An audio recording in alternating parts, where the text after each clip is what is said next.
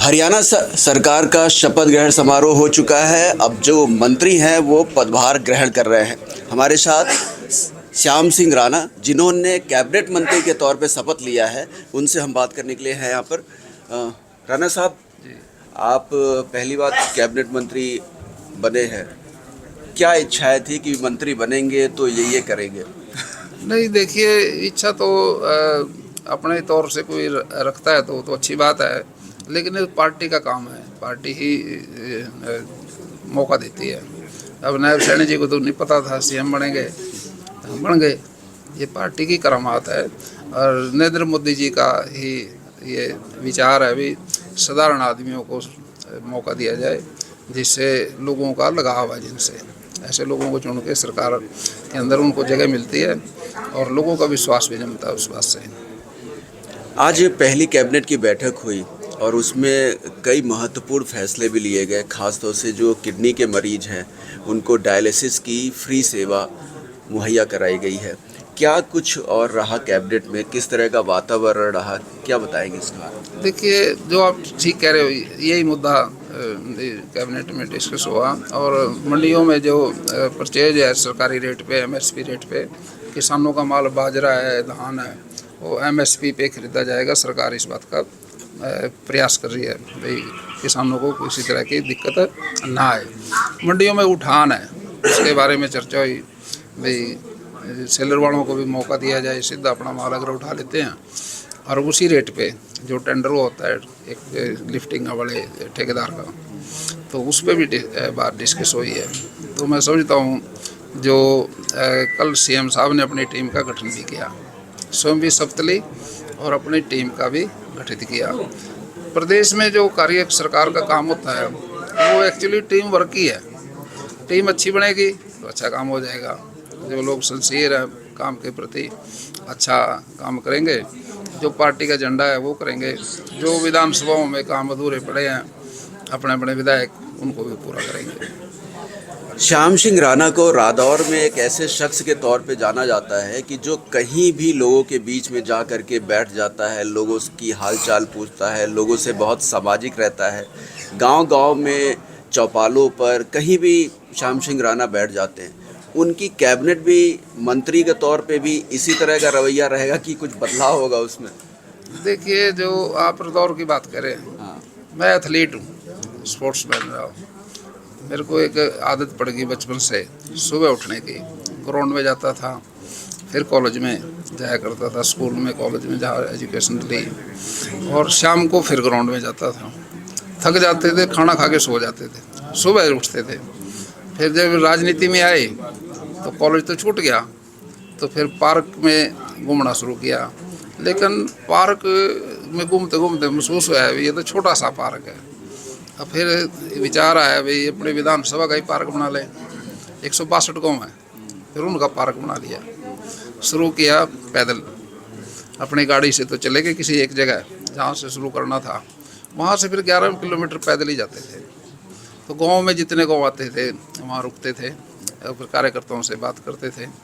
चलते चलते लोगों में इतना असर हो गया, जब चुनाव आया तो उन्होंने 40,000 सीटा दिया। हम जीत गए चुनाव, लेकिन काम वही फिर रखा पैदल चलने वाला। उसमें सरकार बन गई, फिर लोगों ने काम देने शुरू किए। गांव में जाते थे, कोई भी आदमी अपना काम दे सकता था, कोई ज़रूरी नहीं है अभी पंच, सरपंच या कोई गांव का मौजूद आदमी, साधारण से साधारण आदमी भी अपनी डिमांड रखने लग गया। तो वो काम हम करते चले गए बिना नागा के। 5 साल हमने काम किया, और जब टोटल किया 5 साल का तो 1650 करोड़ रुपए का काम हो गया। इतना विकास होया क्योंकि हर आदमी ने अपने अपने तरह की काम करा लिए, जिसमें बड़े बड़े पुल भी हैं, छोटे पुल भी हैं, खेतों के रास्ते हैं, जिसमें बस स्टैंड है, ITI है, कॉलेज है, नगर पालिका है, सब डिवीज़न है, और सड़कें हैं। 70 सड़कें बनाई, 2 बड़े पावर हाउस बनाए। सीवरेज का काम बहुत किया है। हमारा निगम का एरिया पड़ता है कुछ कांसेपुर फर्क पर, वो बहुत अच्छा काम हुआ। साफ़ सफाई होगी, हमारी नगर पालिका 3रे नंबर पे आई 2014 से 19 तक साफ़ सफाई में।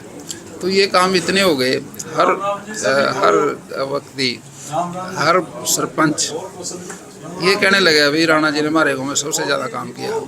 यही कारण था अब चुनाव जीतने का, प्रारब्ध में किया हुआ काम आता है। हमारे यहाँ तो ऐसा विचार है लोगों का, पिछले जन्म वाला भी काम आ जाता है। अरे ये तो कलयुग है, कलयुग में तो जल्दी काम आ जाता है। आप अच्छा काम करोगे, लोग आपको बहुत ही पसंद करेंगे और उसको आपको रिजल्ट भी देंगे।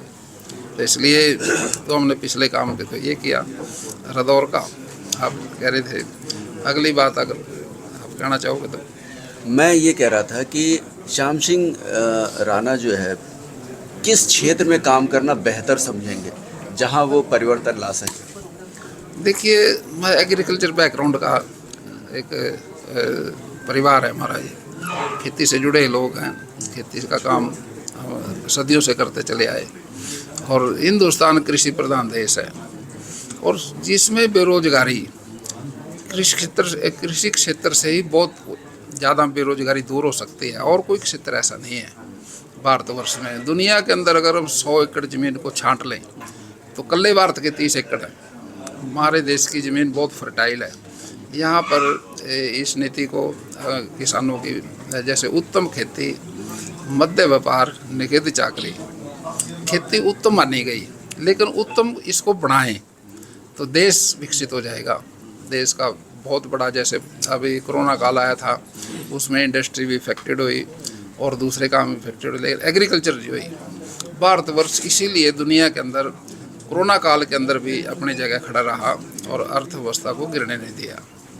अच्छा, दूसरा ये था कि आपने कहा एग्रीकल्चर, क्या नायब सैनी से बात हुई आपकी कि मुझे मेरे पसंदीदा कार्य क्षेत्र में काम करने का मौका मिला या विभाग दिया जाए? वो भी इसी क्षेत्र के तो है। नायब सैनी जी भी खेती के क्षेत्र का है, वो जानते हैं सारी बात को। बाकी तो चलो वो देखना उसने।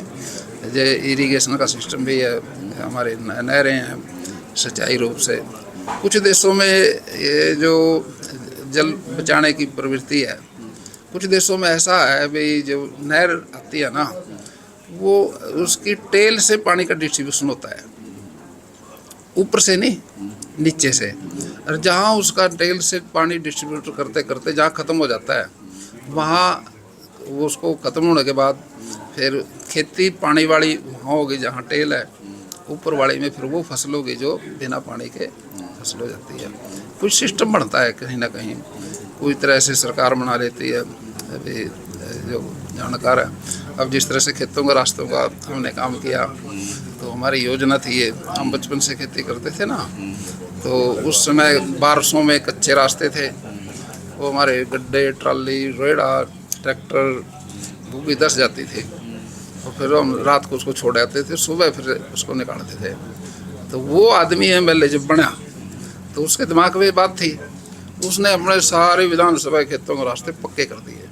किसी का ट्रैक्टर न धंसे, किसी की ट्राली न धंसे, किसी की बुग्गी न धंसे, तो वो बड़ा फायदा हुआ। ये योजना मनोहर लाल खट्टर जी ने इसको बहुत पसंद किया और सरकार में जोड़ दिया। बजट में हर साल खेतों के रास्ते बने गए बजट में। क्या लग रहा है कब तक विभाग का बंटवारा हो जाएगा?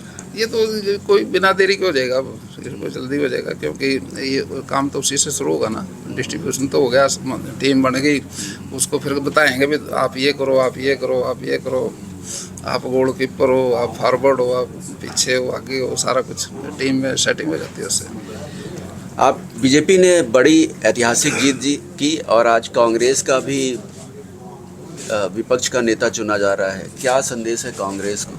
देखिए, कांग्रेस वाला संदेश तो कांग्रेस से ले तो अच्छी बात है। हमने अपना काम करना, कांग्रेस ने अपना काम करना। सत्ता और विपक्ष, वैसे विपक्ष मजबूत होना चाहिए ताकि प्रदेश का विकास हो, लेकिन पार्टी का संगठन जितना अच्छा होगा, कोई सी भी पार्टी हो, संगठन को जितना मजबूत करेगी उतनी पार्टी मजबूत हो जाएगी। ये दुर्भाग्य है, कांग्रेस का संगठन नहीं है, वहाँ परिवारों की बात है, वो पूरे संगठन। हमारे यहाँ तो संगठन है पार्टी का, और नीचे से लेके बूथ लेवल से लेके और देश के उच्च स्तर तक बहुत बड़ा संगठन है। दुनिया की सबसे बड़ी पार्टी है भारतीय जनता पार्टी। धन्यवाद श्याम सिंह राणा जी। तो ये थे कैबिनेट मंत्री श्याम सिंह राणा, जिनका कहना है कि वो मन से किसान है और किसान के लिए काम करना उन्हें पसंद है। वहीं कांग्रेस एक गुटबाजी कहिए या परिवारवादी पार्टी को बता रहे हैं और उनको कोई संदेश नहीं देना चाहते हैं। उनका कहना सिर्फ है कि वो खुद गलतियों से सीखे तो ज़्यादा अच्छा होगा। कैमरामैन सुनील के साथ हरे राम मिश्रा, सुदर्शन न्यूज़, चंडीगढ़।